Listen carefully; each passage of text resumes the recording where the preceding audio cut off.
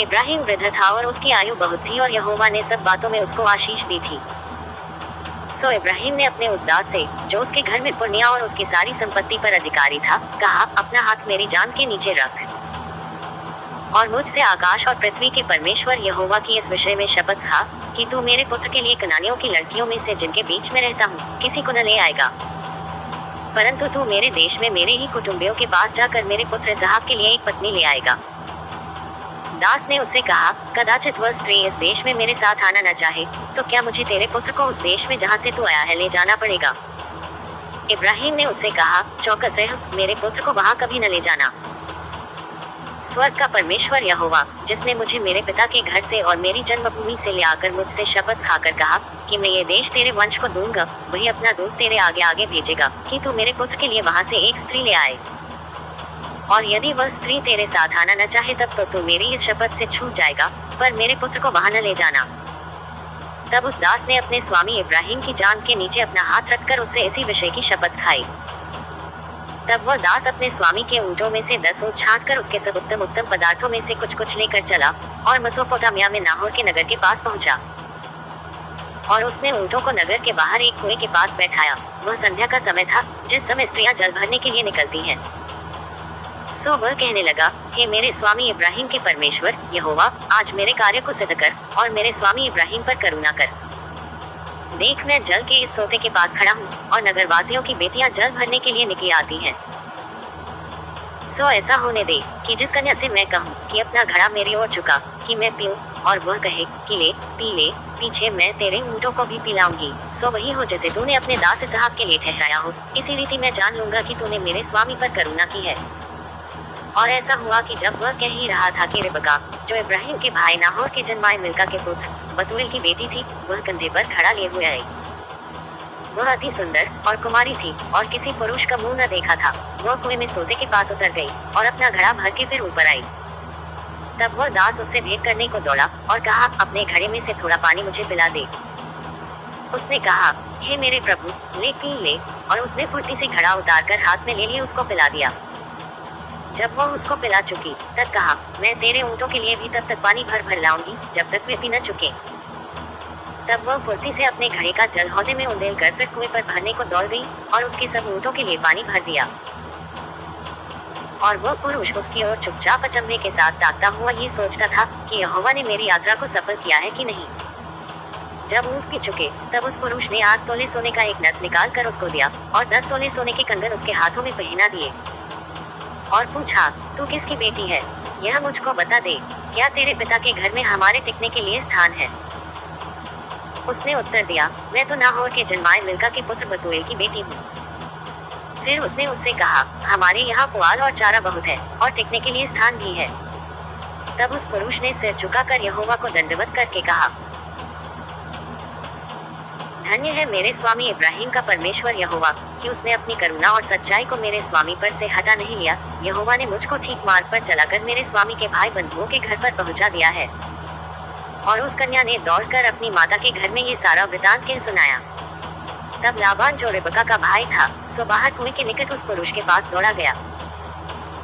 और ऐसा हुआ कि जब उसने वह नथ और अपनी बहन रिबका के हाथों में वे कंगन भी देखे और उसकी यह बात भी सुनी कि उस पुरुष ने मुझसे ऐसी बातें कही, तब वह उस पुरुष के पास गया और क्या देखा कि वह सोते के निकट ऊँटों के पास खड़ा है।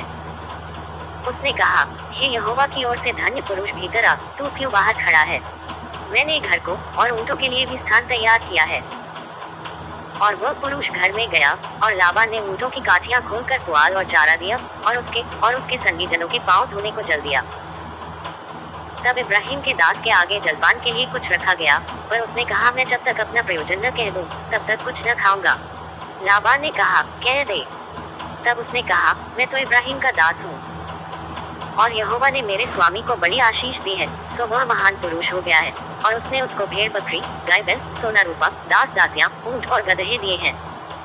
और मेरे स्वामी की पत्नी सारा के बुढ़ापे में उससे एक पुत्र उत्पन्न हुआ है और उस पुत्र को इब्राहिम ने अपना सब कुछ दे दिया है।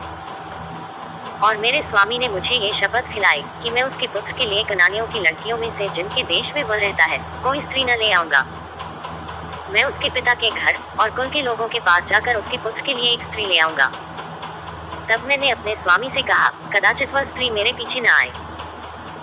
तब उसने मुझसे कहा, यहोवा जिसके सामने मैं चलता आया हूँ, वह तेरे संग अपने दूत को भेजकर तेरी यात्रा को सफल करेगा, सो तू मेरे कुल और मेरे पिता के घराने में से मेरे पुत्र के लिए एक स्त्री ले आ सकेगा। तू तभी मेरी इस शपथ से छूटेगा जब तू मेरे कुल के लोगों के पास पहुँचेगा, अर्थात यदि वे मुझे कोई स्त्री न दे तो तू मेरी शपथ से छूटेगा। सो मैं आज उस कुएं के निकट आकर कहने लगा, हे मेरे स्वामी इब्राहिम के परमेश्वर यहोवा, यदि तू मेरी इस यात्रा को सफल करता हो तो देख मैं जल के इस कुएं के निकट खड़ा हूँ। सो ऐसा हो कि जो कुमारी जल भरने के लिए निकल आए और मैं उससे कहूँ, अपने घड़े में से मुझे थोड़ा पानी पिला, और वह मुझसे कहे, पी ले, और मैं तेरे ऊँटों के पीने के लिए भी पानी भर दूंगी, वह वही स्त्री हो जिसको तूने मेरे स्वामी के पुत्र के लिए ठहराया हो। मैं मन ही मन ये कह ही रहा था कि देख रिबका कंधे पर खड़ा लिए हुए निकल आई। फिर वह सोते के पास उतर के भरने लगी और मैंने उससे कहा, मुझे पिला दे, और उसने फुर्ती से अपने घड़े को कंधे पर से उतार के कहा, ले पी ले, पीछे मैं तेरे ऊँटों को भी पिलाऊंगी। सो मैंने पी लिया और उसने ऊँटों को भी पिला दिया। तब मैंने उससे पूछा कि तू किसकी बेटी है, और उसने कहा, मैं तो नाहोर के जन्माए मिल्का के पुत्र बतूएल की बेटी हूँ। तब मैंने उसकी नाक में वह नथ और उसके हाथों में वे कंगन पहना दिए। फिर मैंने सिर झुकाकर यहोवा को दंडवत किया और अपने स्वामी इब्राहिम के परमेश्वर यहोवा को धन्य कहा, क्योंकि उसने मुझे ठीक मार्ग से पहुंचाया कि मैं अपने स्वामी के पुत्र के लिए उसकी भतीजी को ले जाऊं। सो अब यदि तू मेरे स्वामी के साथ कृपा और सच्चाई का व्यवहार करना चाहते हो तो मुझसे कहो, और यदि नहीं चाहते हो तो अभी मुझसे कह दो, ताकि मैं दाहिनी ओर व बाईं ओर फिर जाऊं। तब लाबान और बतूएल ने उत्तर दिया, ये बात यहोवा की ओर से हुई है, सो हम लोग तुझसे न तो भला कह सकते हैं न बुरा। देख रिबका तेरे सामने है, उसको ले जा, और वह यहोवा के वचन के अनुसार तेरे स्वामी के पुत्र की पत्नी हो जाए। उनका यह वचन सुनकर इब्राहिम के दास ने भूमि पर गिर के यहोवा को दंडवत किया। फिर उस दास ने सोने और रूपे के गहने और वस्त्र निकाल कर रिबका को दिए, और उसके भाई और माता को भी उसने अनमोल अनमोल वस्तुएं दी। तब उसने अपने संगी जनों समेत भोजन किया और रात वहीं बिताई, और तड़के उठकर कहा, मुझको अपने स्वामी के पास जाने के लिए विदा करो। रिबका के भाई और माता ने कहा, कन्या को हमारे पास कुछ दिन अर्थात कम से कम 10 दिन रहने दे, फिर उसके पश्चात वह चली जाएगी। उसने उनसे कहा, यहोवा ने जो मेरी यात्रा को सफल किया है, सो तुम मुझे मत रोको, अब मुझे विदा कर दो कि मैं अपने स्वामी के पास जाऊं। उन्होंने कहा, हम कन्या को बुलाकर पूछते हैं और देखेंगे कि वह क्या कहती है। सो उन्होंने रिबका को बुलाकर उससे पूछा, क्या तू इस मनुष्य के संग जाएगी? उसने कहा, हाँ मैं जाऊंगी। तब उन्होंने अपनी बहन रिबका और उसकी भाई और इब्राहिम के दास और उसके साथी सबों को विदा किया, और उन्होंने रिबका को आशीर्वाद देके कहा, हे हमारी बहन, तू हजारों लाखों की आदिमाता हो और तेरा वंश अपने बैरियों के नगरों का अधिकारी हो। इस पर रिबका अपनी सहेलियों समेत चली और ऊंट पर चढ़ के उस पुरुष के पीछे हुई। सो वह दास रिबका को साथ लेकर चल दिया।